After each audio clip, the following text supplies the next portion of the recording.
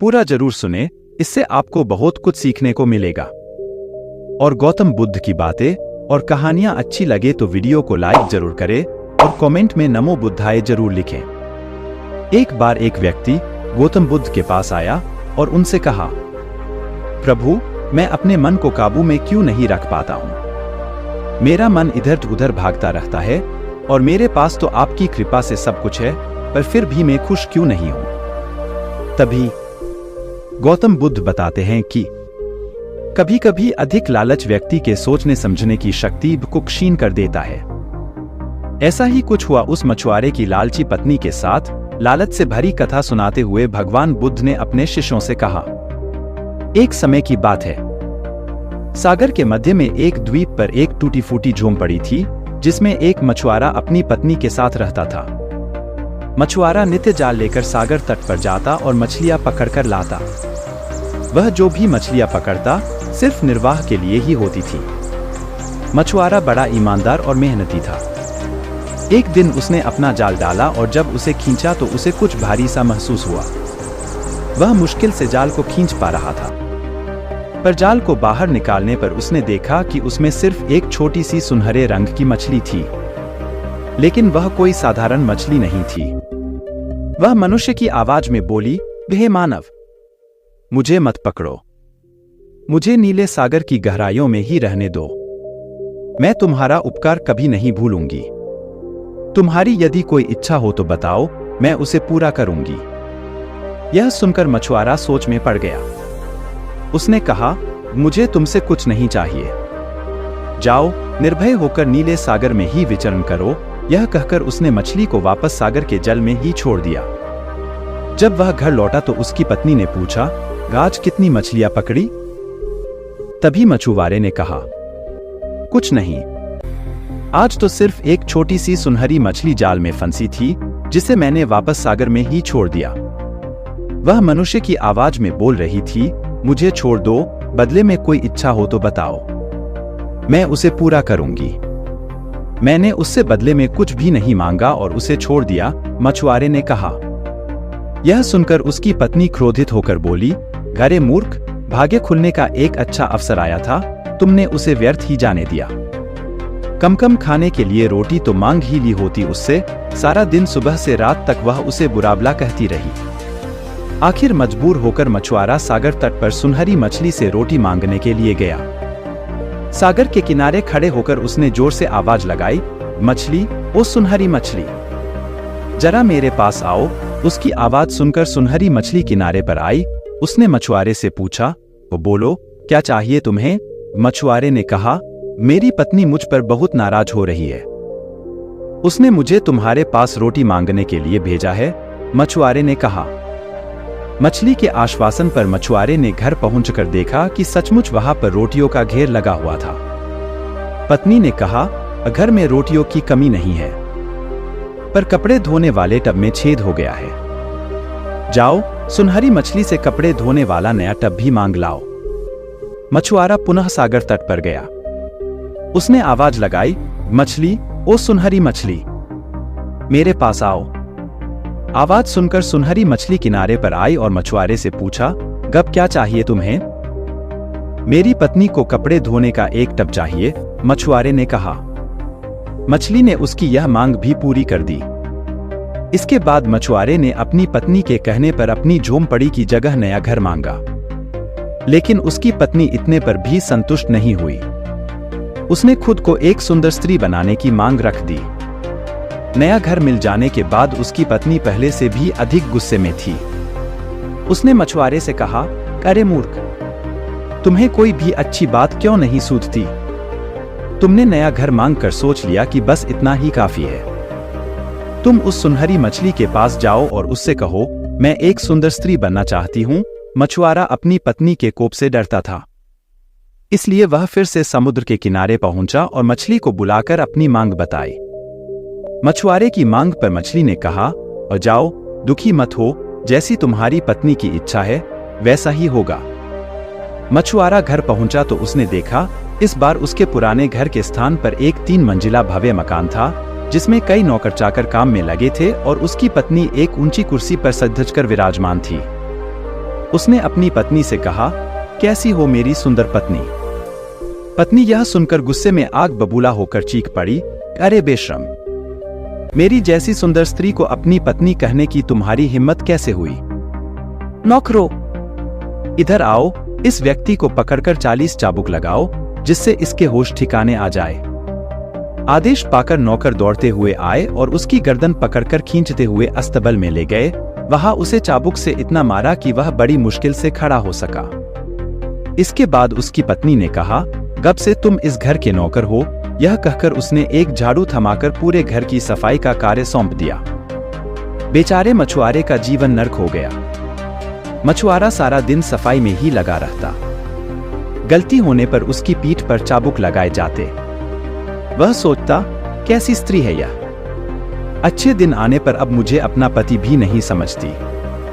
कुछ दिन बाद उसने पुनः मछुआरे को बुलाया और कहा, जाओ, उस सुनहरी मछली को फिर से कहो कि मैं अब रानी बनना चाहती हूँ। मछुआरे की मांग पर सुनहरी मछली ने उसकी पत्नी को रानी बना दिया। मछुआरा अब घर वापस आया तो उसने देखा कि उसके पहले वाले घर के स्थान पर सोने का भव्य महल था। सैनिक महल के चारों तरफ निगरानी कर रहे थे। उसकी पत्नी रानी की तरह रत्नजड़ित पोशाक में महल से बाहर मनोरम दृश्य को निहार रही थी। धीरे धीरे उसे रानी की जिंदगी में भी ऊब महसूस करने लगी। उसने सैनिकों को आदेश दिया, ओ जाओ, मेरे मछुआरे पति को मेरे सामने हाजिर करो। सैनिकों ने अविलंब मछुआरे को उसके सामने हाजिर किया। उसने कहा, सुनो, अभी जाओ और सुनहरी मछली से कहो कि अब मैं पूरे सागर की मालकिन बनना चाहती हूँ, जिससे उसमें रहने वाली सभी मछलियां मेरा आदेश माने। मछुआरे ने उसकी बात मानने से इनकार कर दिया, पर स्त्री की धमकी के आगे उसका इनकार व्यर्थ ही रहा। आत्मविवश होकर वह पुनः तट पर गया और सुनहरी मछली को आवाज देने लगा। इस बार सुनहरी मछली नहीं आई। उसने फिर आवाज लगाई। वह बहुत देर तक पुकारता रहा, तब कहीं सुनहरी मछली उसके पास आई। उसने आते ही पूछा, बोलो, क्या चाहिए तुम्हें?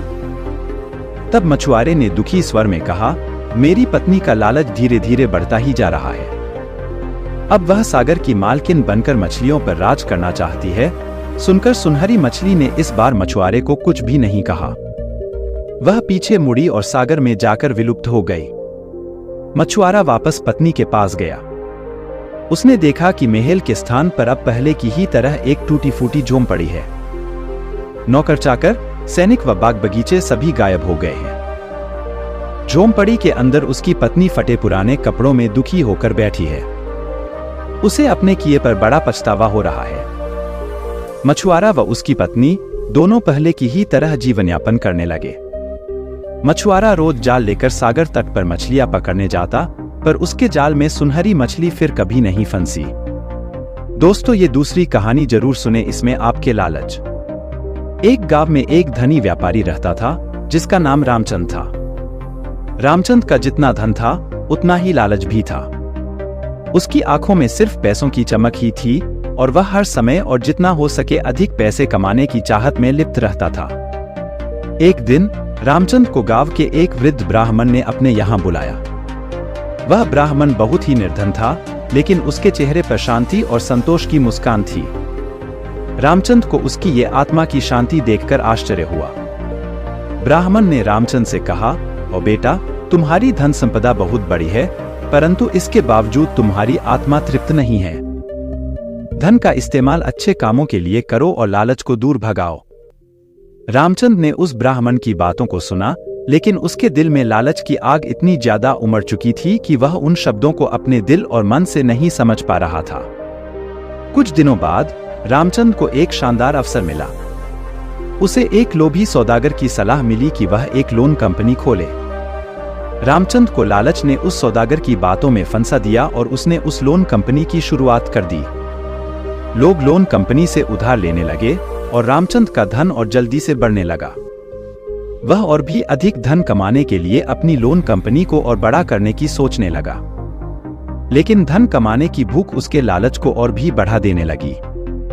वह लोगों को अधिक ब्याज पर लोन देने लगा, जिससे उनके लिए वहां आर्थिक समस्याएं बढ़ने लगी। एक दिन गांव में एक बड़ा हादसा हो गया।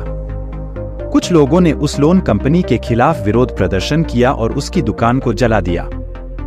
रामचंद को उसकी पूरी संपत्ति नुकसान में पहुंच गई। रामचंद ने उस दिन अपनी गलतियों का आभास किया। उसने अपने लालच की सच्चाई को समझा और ब्राह्मण के उपदेश को अच्छे से पालन करने लगा। दोस्तों, जीवन में ये 4 बातें जरूर याद रखना। पहला, संयम, अपनी इच्छाओं पर नियंत्रण रखना और अपनी आवश्यकताओं के मानकों को समझना। संयम एक महत्वपूर्ण गुण है जो हमें अपनी इच्छाओं और वांछाओं को नियंत्रित करने की क्षमता प्रदान करता है। यह विचारों, भावनाओं और क्रियाओं को सीमित रखने की कला है जो हमें संतुलित और सामंजस्यपूर्ण जीवन जीने में मदद करती है। संयम हमें अपने उद्देश्यों तक पहुंचने के लिए आत्मनियंत्रण और संयमित विचार करने में मदद करता है। दूसरा, ध्यान, अपने आप को ध्यान में रखकर सामाजिक संबंधों, संगठनात्मक कार्यों और आत्मसंवाद में विशेष रूप से व्यस्त रहना। परिवार और मित्रों के साथ समय बिताना और संबंधों को महत्व देना जो आत्मानुभव को संवारने में मदद कर सकता है। ध्यान एक आध्यात्मिक प्रक्रिया है जिसमें हम अपने मन को एकाग्र करते हैं और अपनी ध्येय की दिशा में लेकर जाते हैं। यह ध्यान वृत्ति को संयमित करने और चिंतन को शुद्ध करने की क्रिया है। ध्यान के माध्यम से हम अपने आत्मा के साथ जुड़ जाते हैं और अंतर्मुखी शांति का अनुभव करते हैं। तीसरा, सेवा, दूसरों की सहायता करने और समाज के लिए योगदान करने का संकल्प करना। सेवा एक उच्चतम आदर्श है जो हमें दूसरों की मदद करने और समाज को सेवा करने के लिए प्रेरित करता है। यह हमें समाज के लिए योगदान करने की भावना प्रदान करता है और हमें अपने आप को अलग करने की बजाय उन लोगों के साथ मेलजोल और संबंध बनाने की दिशा में प्रेरित करता है। चौथा, साधना, ध्यान, प्रार्थना और मेधावी अभ्यास के माध्यम से अपने मन को शुद्ध करना और लालच को नियंत्रित करने का प्रयास करना। साधना ध्यान और ध्यान के माध्यम से मानसिक और आध्यात्मिक विकास की प्रक्रिया है। इसके माध्यम से हम अपने मन को शुद्ध करते हैं, अपने आत्मा के साथ जुड़ते हैं और अपने जीवन को एक उच्चतम स्तर पर संपूर्णता की ओर ले जाते हैं। साधना हमें स्वयं को शोधने, समझने और परिवर्तन करने की क्षमता प्रदान करती है, जिससे हम सत्य के साथ एक संपूर्ण और उत्कृष्ट जीवन जी सकते हैं।